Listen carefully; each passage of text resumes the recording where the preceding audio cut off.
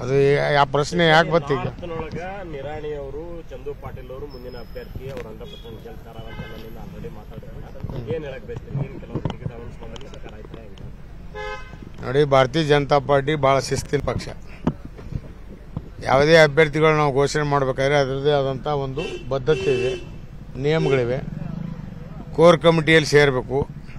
Core ಕಮಿಟಿಯಲ್ಲಿ ನಮ್ಮೆಲ್ಲ ವರಿಷ್ಠರು ಎಲ್ಲ ಸೇರಿ ಯಾವ ಕ್ಷೇತ್ರದ ಯಾವ ಪರಿಸ್ಥಿತಿ ಇದೆ ಅನ್ನೋದ್ರ ಬಗ್ಗೆ ಮಾಹಿತಿ ಕೇಂದ್ರ ಸಮಿತಿಗೆ ಕಳಿಸಿದ ಮೇಲೆ ಅಲ್ಲಿ ಅವ್ರು ತೀರ್ಮಾನ ಮಾಡ್ತಾರೆ. ಈಗ ನಿರಾಣಿ ಅವರು ಯಾವ ಉದ್ದೇಶದಿಂದ ನಾರ್ತ್ ಟಿಕೆಟ್ ಅವರಿಗೆ ಅಂತ ಹೇಳಿದಾರೋ ನಾನು ನೋಡಿದೆ ವಿಡಿಯೋ ಕ್ಲಿಪ್ ನೀವು ಕಳಿಸಿದ್ದು. ಆ ವಿಡಿಯೋ ಕ್ಲಿಪ್ನಲ್ಲಿ ವರಿಷ್ಠರು ಹೇಳಿದ್ದಾರೆ ಅವರಿಗೆ ಟಿಕೆಟು ಅನ್ನೋದೇನು ಹೇಳಿದ್ದಾರೆ, ಅದು ನಿಜವಾಗಿ ಭಾಳ ಇದನ್ನು ಖಂಡನೆ ಮಾಡ್ತಾ ಇದ್ದೀನಿ. ಅವ್ರಿಗೆ ಅಧಿಕಾರ ಇಲ್ಲ. ನಿರಾಣಿ ಅವ್ರದ್ದೇ ಟಿಕೆಟ್ ಇನ್ನೂ ಕನ್ಫರ್ಮ್ ಇಲ್ಲ ನಾನು ಹೇಳಬೇಕಾದ್ರೆ. ಯಾಕಂದರೆ ಇದು ಭಾರತೀಯ ಜನತಾ ಪಾರ್ಟಿ 4-5 ಬಾರಿ ಸಮೀಕ್ಷೆ ಮಾಡ್ತಾ ಇದ್ದಾರೆ. ಆಗಿದೆ, ಈಗ 4 ಸಮೀಕ್ಷೆ ಆಗಿವೆ, ಇನ್ನೂ ಒಂದು ಸಮೀಕ್ಷೆ ಆಗ್ತದೆ, ಎಲ್ಲ ಹಂತದಲ್ಲಿ ಆಗ್ತವೆ. ಮತ್ತು ಇದು ಕಾರ್ಯಕರ್ತರ ಅವಲಂಬಿತವಾದಂಥ ಪಕ್ಷ. ಇದು ಕಾಂಗ್ರೆಸ್ ಕಲ್ಚರ್ ಅಪ್ಲೇ ಯಾರಾದರೂ ಎಲ್ಲೇ ಕೂತಾಗ ಇವ್ರಿಗೆ ಟಿಕೆಟು, ಕಾರ್ ಡೋರ್ ತೆಗಿಯೋರಿಗೆ ಟಿಕೆಟು, ನಮ್ಮ ಭಾಳ ಬೇಕಾದವ್ರಿಗೆ ಟಿಕೆಟು, ಅದು ಆ ಕಲ್ಚರ್ ಕಾಂಗ್ರೆಸ್ದಲ್ಲಿದೆ ಮತ್ತು JDS ದಲ್ಲಿದೆ. ಕುಟುಂಬ ರಾಜಕಾರಣ JDS ದಲ್ಲಿದೆ. ಭಾರತೀಯ ಜನತಾ ಪಾರ್ಟಿಯಲ್ಲಿ ಈ ರೀತಿಯ ಅಧಿಕಾರ ಯಾರಿಗಿಲ್ಲ. ರಾಜ್ಯದ ಉಪಾಧ್ಯಕ್ಷನಾಗಿ ನಾನೇ ಇಂಥವ್ರಿಗೆ ಟಿಕೆಟ್ ಕೊಡ್ತೀವಿ ಆಗಿದೆ ಅಂತ ಹೇಳೋ ಅಧಿಕಾರ ನನಗೂ ಕೂಡ ಇಲ್ಲ. ಅದು ಬಿಡಿ, ನಂದೇ ಟಿಕೆಟ್ ಆಗಿದೆ ಅಂತ ಕೂಡ ಹೇಳೋ ಅಧಿಕಾರ ನನಗಿಲ್ಲ. ಇದು ಒಂದು ಪಕ್ಷ ಶಿಸ್ತಿದೆ. ಅದಕ್ಕೆ ಅವ್ರೇನು ನಿರಾಣಿಯವ್ರ ಬಗ್ಗೆ ಗೌರವ ಇದೆ. ಯಾವಾಗ ಮಾತನಾಡಬೇಕಾದ್ರೆ ಎಲ್ಲ ಅವ್ರಿಗೇನು ಇತಿಮಿತಿ ಇದೆ ಆ ಇತಿಮಿತಿಯಲ್ಲಿ ಮಾತಾಡಬೇಕು. ಪಕ್ಷದ ಬಗ್ಗೆ ಇದು ಮಾತಾಡಿದ್ದು ತಪ್ಪದ, ಇದನ್ನು ಖಂಡಿಸ್ತೀನಿ. ಯಾರು ಹೇಳಿದ್ರು? ಏನು ಅರ್ಜಿ ಕರೆದಿದ್ದೀವ? ನಾವು ಪಾರ್ಟಿಯವ್ರು ಅರ್ಜಿ ಕಳೆದಿವ? ಯಾವ ಕ್ಷೇತ್ರ ಅರ್ಜಿ ಹಾಕಿರುತ್ತ? ಆಕಾಂಕ್ಷಿ ಅವ್ರು ಒಬ್ಬರೇ ಅಂತ ಅವ್ರು ಹೆಂಗೆ ಹೇಳಿದ್ರು? ಭಾಳ ಜನ ಇದ್ದಾರೆ. ಭಾಳ ಜನ ನಮ್ಮ ಪಾರ್ಟಿನೇ ನಾವು ಆದೇಶ ಕೊಟ್ಟಿದ್ದೇವೆ, ನಿಮ್ಮ ಕ್ಷೇತ್ರ ಯಾರ್ಯಾರು ಆಸ್ಪಿರೆಂಟ್ ಇದ್ದೀರಿ ನಿಮ್ಮ ಕ್ಷೇತ್ರದಲ್ಲಿ ಹೋಗಿ ಕೆಲಸ ಮಾಡಿ. ಜನರ ಒಲವು ಯಾರಿಗಿರ್ತದೆ, ಜನ ಯಾರನ್ನ ಬಯಸ್ತಾರೆ, ಇದು ಜನ ಬಯಸೋದು ಒಂದು ಅಲ್ಲದೆ ಎಲ್ಲ ಸಾಧಕ ಬಾಧಕ ನೋಡ್ತೇವೆ ನಾವು.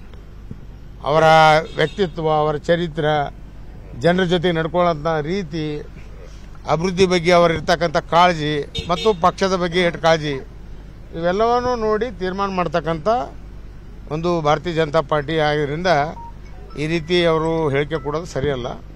ಹಾಗಾಗಿ ಅದು ಯಾವುದೂ ಇನ್ನೂ ಕ್ಲಿಯರ್ ಆಗಿಲ್ಲ.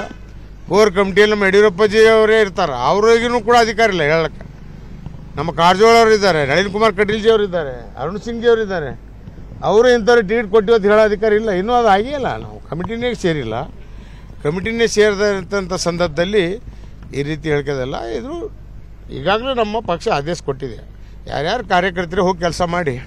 ಈ ಚಿತ್ತಾಪುರದಲ್ಲಿ 4-5 ಜನ ಇದ್ದಾರೆ, ಕಲಬುರಗಿಯಲ್ಲೂ 3-4 ಜನ ಕೇಳ್ತಾ ಇದ್ದಾರೆ, ಅಫಜಲ್ಪುರದಾಗೂ 4-5 ಜನ ಕೇಳ್ತಾ ಇದ್ದಾರೆ. ನನ್ನ ಕ್ಷೇತ್ರದಲ್ಲಿ ಕೇಳೋದು ತಪ್ಪಲ್ಲ, ಕೇಳಲಿ, ಕೆಲಸ ಮಾಡತ್ತೆ ಹೇಳಿದ್ದಾರೆ ಅವ್ರಿಗೆ. ಕೆಲಸ ಮಾಡಿ, ಕೆಲಸ ಆದಮೇಲೆ ನಮ್ಮ ಸರ್ವೆಗಳು ಆದಮೇಲೆ ನಾವು ಅಂತಿಮವಾಗಿ ಕೋರ್ ಕಮಿಟಿಯಲ್ಲಿ ಏನು ತೀರ್ಮಾನ ತೊಗೊಂಡ ಮೇಲೆ ನಾವು ಪಕ್ಷದ ಅಧಿಕೃತ ಅಭ್ಯರ್ಥಿ ಅಂತ ಘೋಷಣೆ ಮಾಡಿದ್ಮೇಲೆ ಪಕ್ಷದ ಶಿಸ್ತಿನ ಸಿಪಾಯಿಯಾಗಿ ಕೆಲಸ ಮಾಡಬೇಕೆಲ್ಲರೂ ಅನ್ನೋದು ಒಂದು ಆದೇಶ ಇದೆ. ಅದು ಒಂದು ನಾವು ಪಾಲನೆ ಮಾಡಬೇಕಾಗ್ತದೆ. ಅವ್ರೇನು ಹೇಳಿದರೆ ಅವ್ರಿಗೆ ಯಾವುದೇ ಅಧಿಕಾರ ಇಲ್ಲ. ನಿರಾಣಿ ಅವರು ನಮ್ಮ ಜಿಲ್ಲಾ ಉಸ್ತುವಾರಿ ಸಚಿವರು. ಜಿಲ್ಲಾ ಉಸ್ತುವಾರಿ ಸಚಿವರಿಗೆ ನಾವು ಪಕ್ಷದ ಜವಾಬ್ದಾರಿ ಕೊಟ್ಟಿಲ್ಲ. ಜಿಲ್ಲಾ ಉಸ್ತುವಾರಿ ಸಚಿವರಿಗೆ ನಾವು ಪಕ್ಷದ ಉಪಾಧ್ಯಕ್ಷನಿಗೆ ಹೇಳ್ತದೆ, ಇಲ್ಲಿ ರಿವ್ಯೂ ಮಾಡಬೇಕು, ಡಿಪಾರ್ಟ್ಮೆಂಟ್ಲಿ ಯಾವ ರೀತಿ ಕೆಲಸ ಮಾಡ್ತಾ ಇದ್ದಾರೆ, ನಮ್ಮ ಯೋಜನೆಗಳು ಸರಿಯಾಗಿ ಜನರಿಗೆ ಮುಟ್ತಾ ಇದೆಯಲ್ಲ, ಇದನ್ನು ನೋಡಿ ಅದು ಕ್ರಿಯಾಶೀಲಿಯಾಗಿ ಕೆಲಸ ಮಾಡ್ತಕ್ಕಂಥ ಜವಾಬ್ದಾರಿ ಜಿಲ್ಲಾ ಉಸ್ತುವಾರಿ ಸಚಿವರಿಗೆ ಇರ್ತದೆ. ಇಲ್ಲ ಪ್ರತಿಯೊಂದು ಜಿಲ್ಲಾ ಉಸ್ತುವಾರಿ ಸಚಿವರು ಈ ರೀತಿ ಹೇಳಿಕೆ ಕೊಡ್ಕೊತ ಹೋದರೆ ಇದು ಪಕ್ಷಕ್ಕೆ ಮುಜುಗರ ಉಂಟಾಗ್ತಾ, ಇದು ತಪ್ಪದ.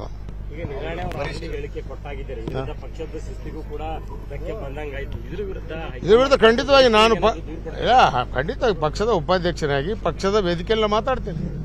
ಯಾರಿಗೂ ಕೂಡ ಅಧಿಕಾರ ಇಲ್ಲ. ಇದು ನಮ್ಮ ಪಕ್ಷದಲ್ಲಿ ಈಗಾಗಲೇ ಸೂಚಿಸಿದ್ದಾರೆ. ಇಲ್ಲ ಯಾವ ವರಿಷ್ಠರು ಒಂದು ವೇಳೆ ನೋಡಿ, ವರಿಷ್ಠರು ಅವರಿಗೆ ಭಾಳ ಆತ್ಮೀಯರಿದ್ದರೂ ಕೂಡ ಏನೋ ವೈಯಕ್ತಿಕ ಇದ್ರು ಹೇಳಿದ್ರು ಕೂಡ ಪ್ರೆಸ್ಸಲ್ಲಿ ಹೇಳಕ್ಕೆ ಬರಲ್ಲ. ಇದು ಶಿಸ್ತು ಉಲ್ಲಂಘನೆ ಮಾಡ್ದಂಗೆ. ವರಿಷ್ಠರವ್ರ ಮ್ಯಾಗ ಭಾಳ ಅವರಿಗೆ ಅಮಿತ್ ಶಾ ಅವರೇ ಗೊತ್ತಾರ, ಮೋದಿ ಅವರೇ ಹೇಳಿರಂದ್ರು ಕೂಡ ನಿಮಗೆ ಬಹಿರಂಗವಾಗಿ ಹೇಳ್ತಕ್ಕಂಥ ಅಧಿಕಾರ ಅವ್ರಿಗಿಲ್ಲ. ಅದನ್ನು ಕೂಡ ಶಿಸ್ತು ಉಲ್ಲಂಘನೆ ಮಾಡ್ದಂಗೆ. ಇದು ಅವಕಾಶ ಇಲ್ಲ. ಇದು ಯಾಕಂದ್ರೆ ಇದು ಸೀಕ್ರೆಟ್ ಮ್ಯಾಟ್ರ್. ಇದು ಈಗಾಗಲೇ ನಾವು ಈಗ ನೋಡಿ ಇನ್ನೊಂದು ಸಮಸ್ಯೆ ಇದೆ. ಈಗ ನಮ್ಮ ಭಾರತೀಯ ಜನತಾ ಪಾರ್ಟಿ ಇದು ಕುಟುಂಬ ರಾಜಕಾರಣಕ್ಕೆ ಸೀಮಿತವಾದ ಪಾರ್ಟಿ ಎಲ್ಲ ಹೇಳಿದ್ದಾರೆ. ಈಗ ಭಾಳ ಜನ ನಮ್ಮ ಮಂತ್ರಿಗಳು ಅವ್ರವ್ರ ಮಕ್ಕಳಿಗೆ ನಿಲ್ಲಿಸ್ಬೇಕಂತ ಮಾಡ್ತಾ ಇದ್ದಾರೆ. ಈಗ ಅದು ಒಂದು ದೊಡ್ಡ ಗೊಂದಲ ಇದೆ. ಈ ಕಾರಜೋಳ ಅವ್ರು ತಮ್ಮ ಮಗನಿಗೆ ತರಬೇಕಂತಾರೆ, ಸೌದಿ ತಮ್ಮ ಮಗನಿಗೆ ತರಬೇಕಂತಾರೆ, ನಿರಾಣಿ ಅವ್ರನ್ನ ತರಬೇಕಂತಾರೆ. ಇಲ್ಲಿ ಅವ್ರ ಅಪ್ಪ MLC ಇದ್ದಾರೆ, ಮಗನೂ MLA ಆಗಬೇಕು. ಇವೆಲ್ಲ ಗೊಂದಲ ಇದೆ. ಇಂಥ ಸಂದರ್ಭದಲ್ಲಿ ಈ ರೀತಿ ಹೇಳಿಕೆ ಕೊಡೋದು ಸರಿಯಲ್ಲ. ಅದು ಪಕ್ಷ ತೀರ್ಮಾನ ಮಾಡ್ತಾರೆ. ನಾಳೆ ಎಲ್ಲ ಸರ್ವೆ ನಡೀತಾ ಇದೆ, ಜನರ ಅಭಿಪ್ರಾಯ ತೋರ್ತಾರೆ. ನೀವು TV ಮಾಧ್ಯಮದವ್ರು ಕೂಡ ಸಾಕಷ್ಟು ಸರ್ವೆ ರಿಪೋರ್ಟ್ಗಳು ಕೂಡ ನೀವು ಕೂಡ ನಡೆಸ್ತಾ ಇದ್ದೀರಿ. ಸುಮಾರು ಜನರನ್ನು ಕೂಡ ಸಂಗ್ರಹಣೆ ಮಾಡ್ತಾ ಇದ್ದೀರಿ. ಈ ಬಾರಿ ಯಾವ ಪಾರ್ಟಿಗೆ ಅಧಿಕಾರ ಅಂತ ಸಮೀಕ್ಷೆ ಮಾಡಿದೆ. ನಿಮ್ಮ ಸಮೀಕ್ಷೆಯನ್ನು ಕೂಡ ಅದರಲ್ಲಿ ಕೂಡಿರ್ತದೆ. ನಿಮಗೂ ಅಲ್ಲಗಳಿದಲ್ಲ. ಅಫ್ಜಲ್ಪುರದ ಇನ್ನೂ ಫೈನಲ್ ಇಲ್ಲ. ನೋಡಿ, ನಮ್ಮ ತಮ್ಮನೂ ಕೂಡ ಆಕಾಂಕ್ಷಿದ್ದಾನೆ. ಹೆಂಗನ ಅವನಿನ್ನೂ ಒಮ್ಮೆಲೆ ಆಗ್ಬೇಕನ್ನೋ ಆಸೆ ಇದೆ. ತಪ್ಪೇನಿಲ್ಲ. ಅವನಿಗೆ ಹೇಳಿದ್ದೀನಿ, ಪಾರ್ಟಿ ನಿನಗೆ ಬಯಸಿದ್ರೆ ನೀನೇ ನಿಂದ್ರಪ್ಪ, ನೀನು ಪರವಾಗಿ ಕೆಲಸ ಮಾಡ್ತೀನಿ. ಪಾರ್ಟಿ ಇಲ್ಲ, ಇದೊಂದು ಸಲ ನೀವೇ ನಿಲ್ಲಬೇಕು ಅಂತಂದ್ರೆ ನನ್ನ ಪರವಾಗಿ ಕೆಲಸ ಮಾಡತ್ತೆ ಅವನಿಗೆ ಬುದ್ಧಿ ಮಾತು ಹೇಳಿದ್ದೀನಿ. ಅದಕ್ಕೇನು ಅದು ನೋಡೋಣ. ಇನ್ನೂ ಹುಡುಗಿದ್ದಾನ, ಒಮ್ಮೆ ಹೆಂಗೆ ಹೋಗ್ತಾನೆ, ಇನ್ನೂ ಹುಡುಗನ. ಅವನಿನ್ನೂ ಕೆಲವು ಜನ ನಮ್ಮಲ್ಲಿ ಭಾರತೀಯ ಜನತಾ ಪಾರ್ಟಿದಾಗಿರೋರೆ. ಇದು ನಾ ಪ್ರೆಸ್ಸಿಗೆ ಹೇಳ್ಬೇಕಾಗ್ತದೆ. ಯಾಕೆ ಇದು ಭಾಳ ನೋವಾಗ್ತದೆ ನನಗೆ. ಈಗ ಮಲ್ಕೆ ಗುತ್ತೇವ್ರು MLA ಆದರೆ ಮಿನಿಸ್ಟರ್ ಆಗ್ತಾರೆ, ಸೀನಿಯರು 7 ಬಾರಿ ಶಾಸಕರು ಆಗ್ತಾರೆ. ನಮಗೆಲ್ಲಿ ಮಂತ್ರಿ ತಪ್ಪ ಅಂತೇಳಿಗೆ ಇಲ್ಲಿ ನಮ್ಮಲ್ಲಿರ್ತಕ್ಕಂಥ ಕುತಂತ್ರ BJPಯ ಕೆಲವು ಜನನೇ ಸೇರಿ ಅವನಿಗೆ ತಲೆ ತುಂಬಿ ಈ ರೀತಿ ವಾತಾವರಣ ನಿರ್ಮಾಣ ಮಾಡಿದ್ದಾರೆ. ಇದನ್ನೂ ಅವ್ನು ಗಮನಕ್ಕೆ ತಂದಿದ್ದೀನಿ. ಇದ್ರ ಮೇಲೆ ಅವ್ನು ಜಾಗೃತಿ ಆದರೆ ಮುಂದೆ ಭವಿಷ್ಯ ಇದೆ. ಯಾಕಂದ್ರೆ ನಾನು ನಮ್ಮ ಮಕ್ಕಳಿಗೆ ತಂದಿಲ್ಲ.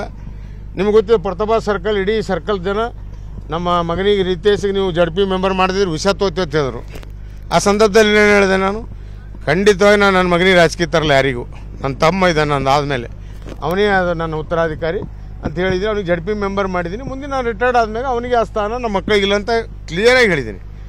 ಅಲ್ಲಿ ದಿಲೀಪ್ ಪಾಟೀಲ್ ಕೊಟ್ಟೆವು, ನಿಮ್ಗೆ ಗೊತ್ತದ, ಅವನು ನಮ್ಮ ವಿರೋಧ ಪಾರ್ಟಿ. ಆದರೂ ಅವನು ಅಲ್ಲಿ ಆ ಪಾರ್ಟಿಯವ್ರು ಟಿಕೆಟ್ ಕೊಟ್ಟಿಲ್ಲ ಅಂದರೂ ಕೂಡ ನಾವು ಕೊಟ್ಟು ಅವನಿಗೆ JP ಮೆಂಬರ್ ಮಾಡಿದ್ದೆವು. ಹೀಗಾಗಿ ಮುಂದೆ ಭವಿಷ್ಯ ಇದೆ. ನಮ್ಮ ನಿತಿನ್ ಗುತ್ತಿದಾಗ ಮುಂದೆ ಭವಿಷ್ಯ ಇದೆ. ಯಾಕಂದರೆ ನಾಳೆ ಅಣ್ಣನ ಒಂದು ಆಶೀರ್ವಾದದಲ್ಲಿ ಹೋದರೆ ನಮ್ಮ ಫ್ಯಾಮಿಲಿ ಯಾವಾಗ ಕೂಡಿ ಬಂದಂಥ ಫ್ಯಾಮಿಲಿ ಇದೆ.